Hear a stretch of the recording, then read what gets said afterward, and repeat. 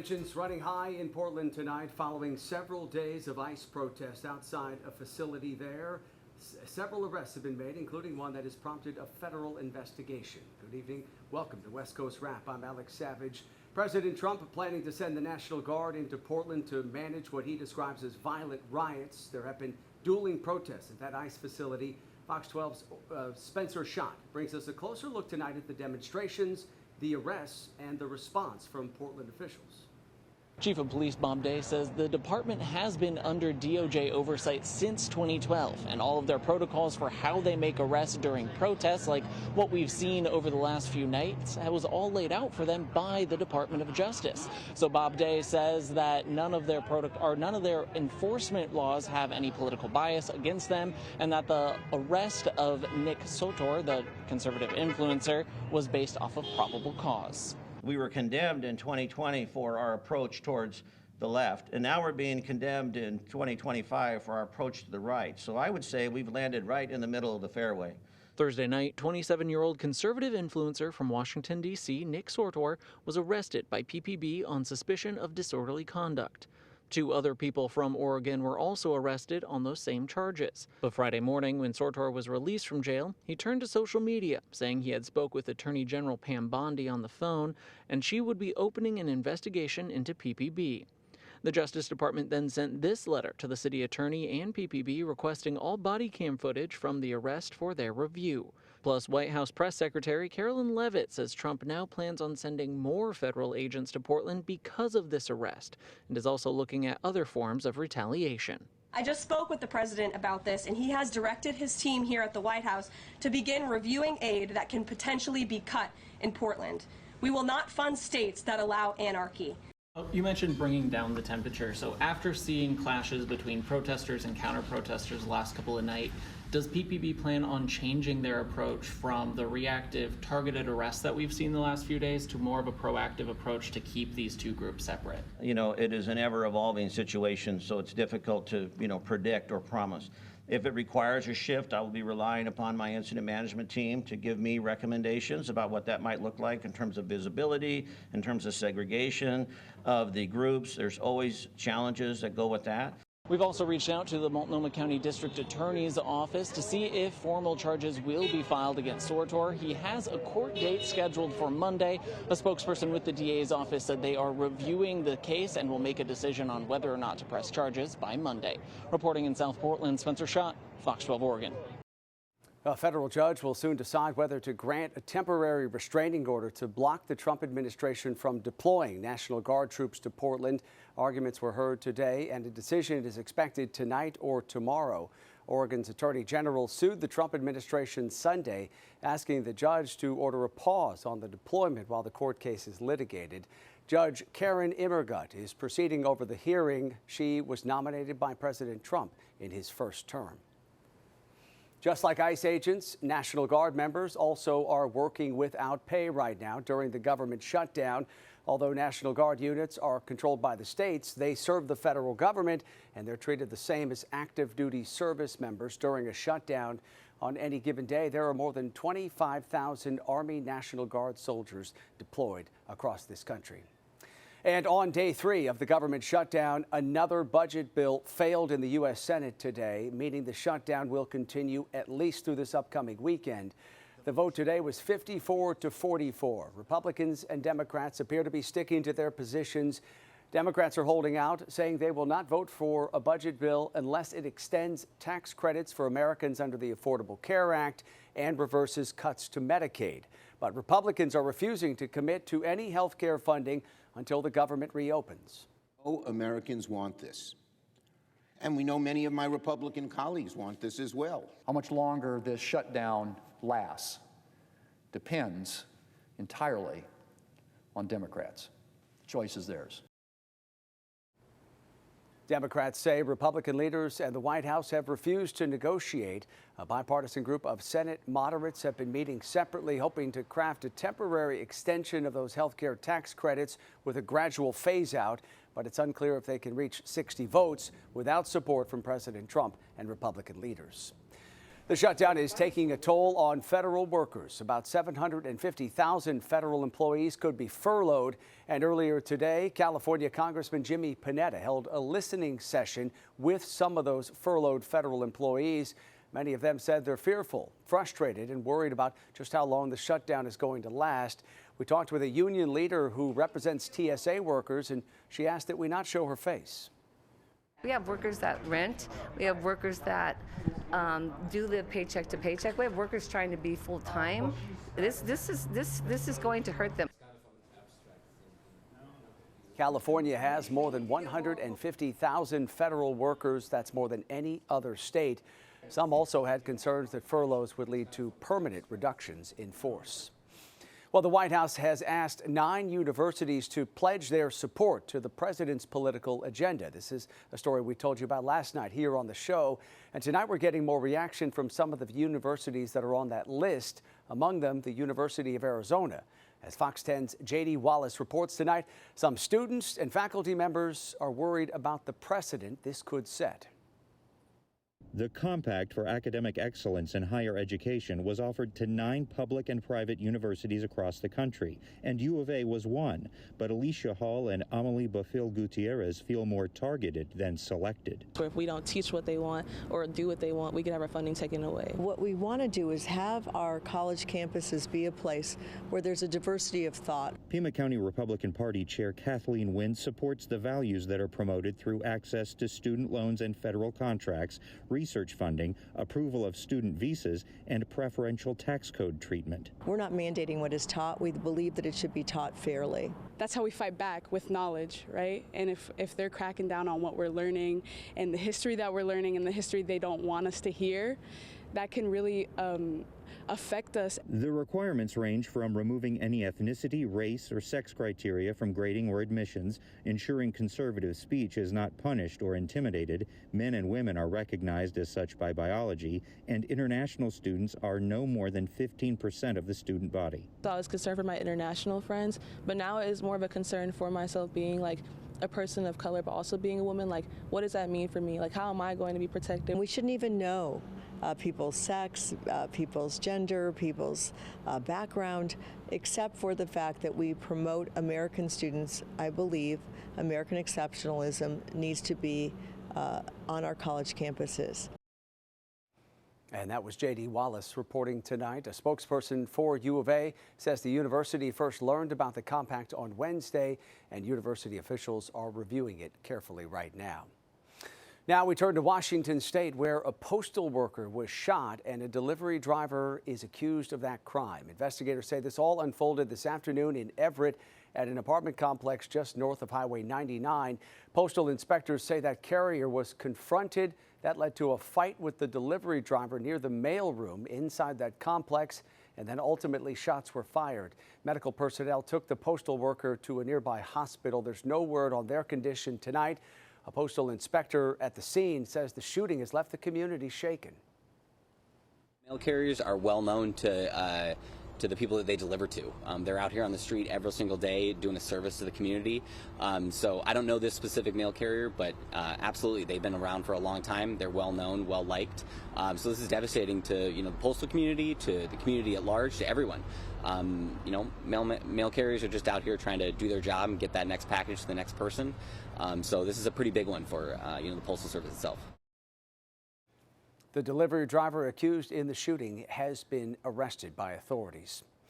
A man is in custody tonight in Arizona, accused of killing 2 high school students in Phoenix. The sheriff's office has arrested 31-year-old Thomas Brown. He's accused of shooting and killing 2 Arcadia High School students, 18-year-old Pandora Julesrud and 17-year-old Evan Clark.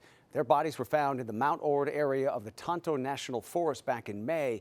The department says Brown's DNA was found inside one of the teenagers' cars, and that was just one piece of evidence. Based on that evidence collected, Thomas Brown provided false and misleading information regarding his involvement. It was the comparison of his statements and that physical evidence. He mentioned that he flew a drone around the mountain, and that was one of the reasons that we had contacted him. Brown's bond is set tonight at $2 million in this case. Well, Sean Diddy Combs was sentenced earlier today to more than 4 years in prison for transporting sex workers across state lines. Combs and his attorneys made one last plea for leniency during today's court hearing. Fox's Connor Hansen has more tonight on what unfolded in court this afternoon. Sean Diddy Combs will spend 3 more years in prison after a judge told him his crimes warranted a serious punishment. Diddy apologized to the court, calling his behavior disgusting, shameful, and sick before he was sentenced to 50 months in federal prison on prostitution charges, including the time he's already served. His attorney telling the court, quote, "Mr. Combs is not larger than life. He's just a human being, he's just a man, and he's made some mistakes." But a judge argued the 55-year-old has not accepted full responsibility for his actions and said the court could consider certain evidence presented in trial for Combs's acquitted charges of racketeering and conspiracy. The judge knows what occurred. The judge has heard the testimony. The judge knows what he feels. He knows what was presented in court as evidence, and he held on to him once. Ahead of the sentencing, Diddy's children asked the judge to show their father mercy, and defense attorneys played an 11-minute-long video showing Combs in and out of the spotlight over the years. But prosecutors say Combs deserves at least 11 years in prison and accused him of downplaying his alleged violence, saying, quote, "This isn't just a case about freak-offs or hotel nights. It's a case with real victims who have suffered real harm at the hands of the defendant." They also slammed Diddy for booking a speaking appearance in Miami next week, apparently expecting a lighter sentence. Combs also faces dozens of civil lawsuits with allegations of sexual assault and abuse over decades. In New York, Connor Hansen, Fox News. And we spoke earlier with TMZ's Michael Babcock about this sentencing and about Diddy's emotional words during this hearing as he addressed the judge. Babcock says that he seemed somber after a months-long trial. There was a lot that happened. It was a hectic day in there. There were times where it felt like the judge was really, erring on the side of throwing the book at Diddy. But then at the last minute, he indicated that what the prosecutors were asking for was too much. It was too severe. This was not a case that deserved 11 plus years in prison. Combs' defense attorney claimed that his sentence was un-American, and there is a plan to appeal. It was just one of the scariest things I've ever experienced in my entire life. I thought for a minute there I may not make it. Tonight, people describe the terrifying moments as a nearby refinery burst into flames in Southern California. We'll have the very latest from authorities on the investigation into the cause. Also, a week after disastrous flooding hit a small town in Arizona, authorities are working to get people there back on their feet. We'll have a look at the aftermath and the recovery here in this community. From Seattle through San Francisco, all the way to Los Angeles and into Phoenix, we had several weather contrasts, and we'll talk about that with your West Coast Wrap forecast. It's all coming up after this brief timeout. Authorities are investigating what caused a massive explosion and fire at a Southern California refinery. That huge fireball erupted last night at the Chevron refinery in El Segundo, just outside Los Angeles. Authorities say no injuries have been reported and all employees have now been accounted for. Tonight, Fox 11's Mario Ramirez has more from people who live near that facility about some of their lingering concerns. The good news is right now we think we're totally suppressed. We think it's out, the containment is set in, so that's fine. We certainly got some help from the rain overnight. That from El Segundo's mayor after his city was rocked by a massive explosion at the Chevron refinery late Thursday night. It was a very loud, like a boom. I felt it more than I heard it. It moved the house, and then we heard a kind of a muffled explosion. When suddenly nearby residents felt what they initially thought was another quake. And I immediately got up and started kind of looking around, and all I could see were flames through my window. It was just one of the scariest things I've ever experienced in my entire life. I thought for a minute there I may not make it. Around 9:30, that large explosion and flames erupted at the refinery, supplying about 20% of all motor vehicle fuel and 40% of jet fuel used in Southern California. I'm like, that's the refinery. And then I heard the hiss that is usually the safety safety flare, but it was way more intense than usual. So I went and got her up. We booked it out the door, and there was just nothing but a ball of fire. Concerned about like air quality now. You know, this is like a lot of toxic chemicals we're inhaling. That's a big concern. We monitor it heavily. This entire refinery is ringed by an air monitoring system. Right now, we are fortunately not seeing an impact here. The company says all workers were accounted for and no injuries were reported. We're monitoring for hot spots. We've got 2 engines still on the site from the city of El Segundo as well as Chevron's team. Still confirmed no injuries. Everyone's accounted for, so all looks good right now. We've been watching the activity and major progress here all morning. Now, along with Chevron, state and federal safety agencies will launch an investigation into what caused that massive explosion and those flames to erupt from the refinery and how to prevent it from happening again. In El Segundo, I'm Mario Ramirez, Fox 11 News. And some analysts, including those at Gas Buddy, believe it may only be a few days before gas prices begin to rise because of that refinery fire in El Segundo. Chevron's second biggest refinery supplies a fifth of the fuel for all motor vehicles and 40% of the jet fuel used in Southern California. The facility can refine around 300,000 barrels of oil per day. A Gas Buddy analyst says the price increases at the pump will depend on the extent of the damage at the refinery. Right now, AAA says gas prices on average across California stand at around $4.64 a gallon. Well, it has been a week now since devastating flash floods destroyed homes and businesses in the town of Globe, Arizona, about 80 miles east of Phoenix. And tonight, community leaders there are working on a recovery plan. This is a look at some of the damage left behind. One family says the walls of their home were pushed in, the carpet covered in mud. The family says floodwaters reached waist high. Last night, officials updated the community on the resources available to them for help, and they thanked everyone who continues to donate money and supplies to the flood victims. Those donations are greatly appreciated. This is an awesome community of friends and family. So please, if you can donate to help get some of these folks back on their feet, not only the homeowners, but the businesses, Globe Miami needs help. And there is a disaster assistance center that remains open at the Gila County Fairgrounds to help all those folks as they begin what is likely to be a very long recovery. Let's bring KTVU meteorologist Roberta Gonzalez into the picture here. Roberta, I know you spent a lot of time in Arizona here. It's really hard to see those images, the way that community was hit so hard by that flash flooding.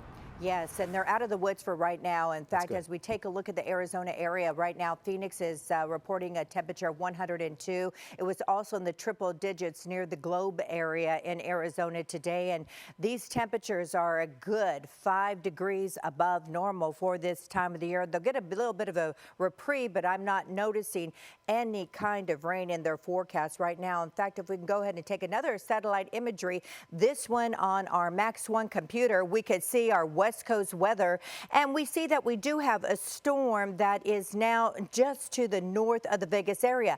That is the same system that did affect the California area. You could see the Phoenix area is now void of any kind of precipitation that's heading all out towards the Albuquerque area. But as we take a look at Vancouver and Seattle, it looks like you have some rain there. I took a look at some of the observations and no reports of any precipitation there. As far as accumulation is concerned, all that has been moving out of the Bay Area. It is lining the spine of the Sierra Nevada area. You can see little shades of pink there.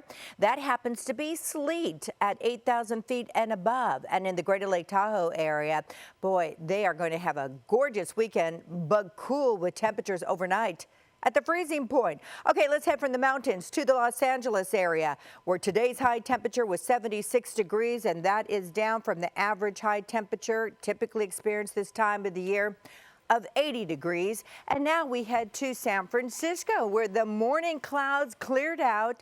The temperature topped off at 69 degrees, and that is above the average of 66 for this time of the year. You look at, boy, the textured sky in Seattle, a combination of some cumulus clouds and stratocumulus clouds, all associated with that light green we saw over the area from our satellite imagery. And again, we head to the Phoenix area, the abundance of blue sky, temperature of 102 degrees. And currently at this hour, 55 degrees in Reno, it's 76 in Albuquerque, 59 degrees in Seattle, 70 in Salt Lake City, mid-60s in Denver. Here's the deal.